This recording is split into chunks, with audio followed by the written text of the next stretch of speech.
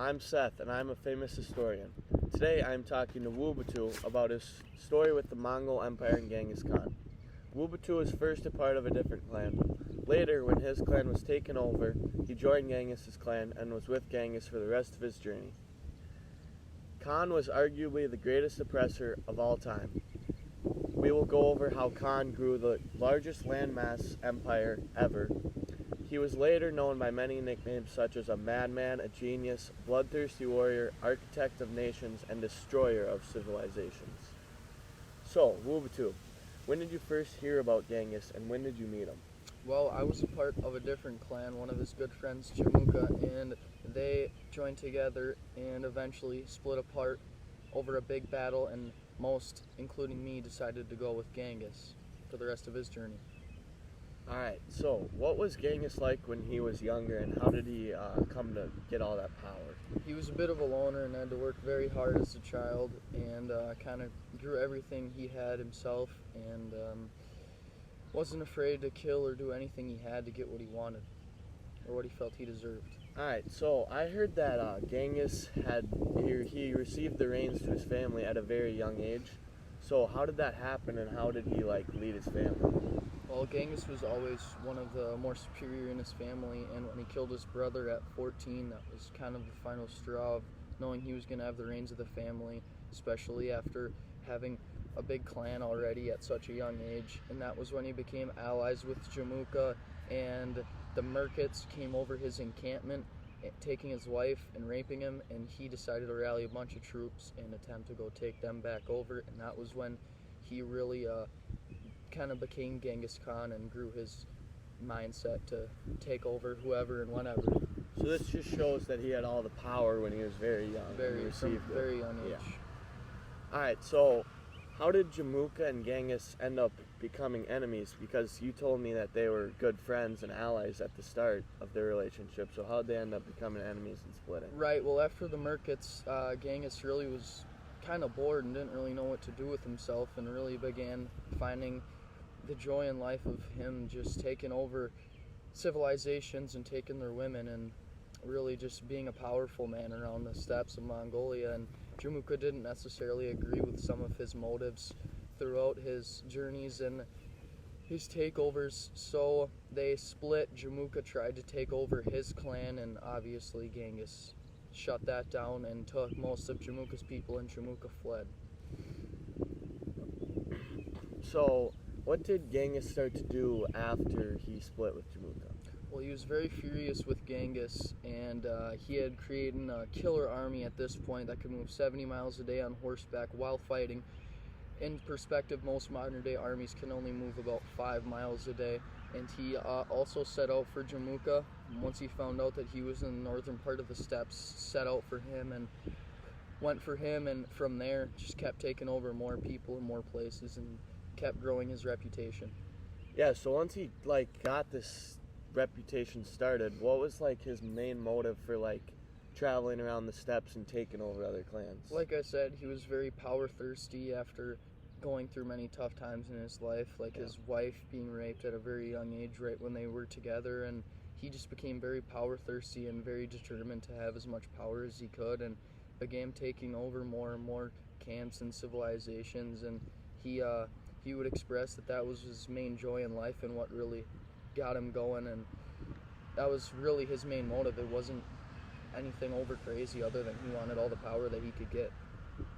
Alright, so how did Genghis gain all the members of his clan and make his clan such a big thing? Well, when Genghis would take over these other clans and civilizations, he would just simply take some of the best women and he would take out the hierarchy in those clans and take over the more important people and just swap them out with Mongolians that he knew and entrusted that would make the right decisions and control what he needed to control. Alright, so can you please explain how Genghis' clan dehumanized other people and what they did to do this?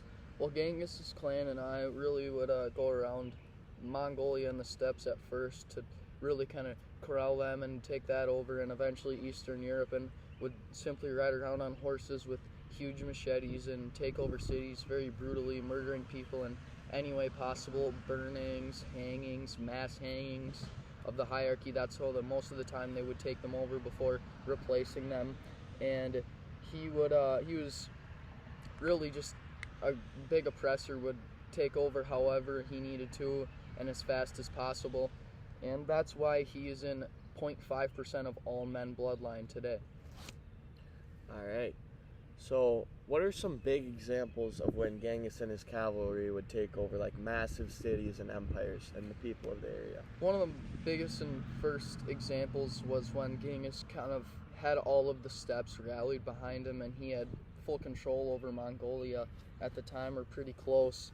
And that was when he decided to go take over the Jin Empire, and he brought together all of the chieftains and all of his main cavalry, had a big meeting, and they made a big plan to go take over the Jin Empire. And he surrounded them for over a year before he took over their now modern day Beijing, sending fireball catapults that some of his best engineers made. There were, again, big hangings. They would burn down cities, and this was really when I realized that there was no stopping this man, because Jin Empire at the time was just one of the biggest, or if not the biggest empire, and wiping through it into only 2 years at that time was really monumental. Yeah, because the Jin Empire was so big at the time, so this is just a huge achievement for like you and Genghis to be able to take them over, and it just shows the advancement of your cavalry and clan. Indeed, it was massive. So another one of the more significant events during Genghis' conquest was when he and his cavalry took over Nishapur, which is modern-day Iran. From the research that I did, said that Genghis killed nearly 1.8 million people in less than an hour. Is that true? The part of killing 1.8 people is true. How it really went was one of his sons was beheaded by a Nishapur, and the wife of that son, so his daughter-in-law, requested for all of those Nishapur, all 1.8 million, to be completely wiped. However, and it wasn't necessarily an hour. History books are wrong on that.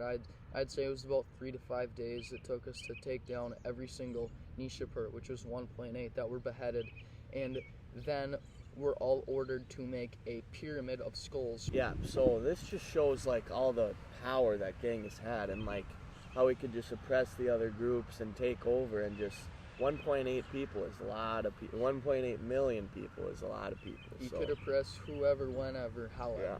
So another thing is dehumanizing. So are there any examples of how he would dehumanize and oppress other individuals? Impregnating women, going all over, dehumanizing whoever, just carrying women with him to impregnate them and leaving them. It was very bad. So this is how like his bloodstream got all over the world, because he'd go to all the cities and... Right. He is in, from what I know, 4% of all Y chromosome carrier people on planet Earth. That's crazy. Right now. So he'd just go to all the clans, take the woman that he fancied, and just impregnate them pretty much. And yeah, move on. Alright, so the last piece here is a piece of art that I found on the internet.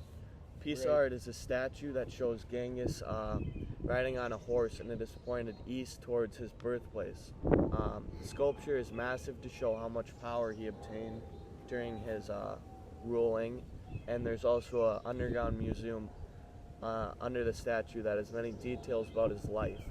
So do you think that creating pieces of art like this is like controversial to the people that he was oppressing and dehumanizing, and like their ancestors? Most definitely, yes. But also is also more of just a representation of his life and what his motives and goals were, like going towards the east, taking over as many people, the great big power of him, and it really kind of shows him and what he did and his goals and what he did in life, but it also shows, it also kind of represents the people that he took over and all the things that he did, bad or good. Yeah, it's also just like a big piece for education purposes, because like the museum shows like how he would take over the other clans Right. and how he had so much power and stuff. Just in that picture is almost just a big representation of what we have all talked about today, him moving, Yeah. and his cavalry, so yeah. Yeah. So thank you, Batu. Thank you for coming on. Of course. This was awesome. Great Anytime. talking to you. Thank you for having me.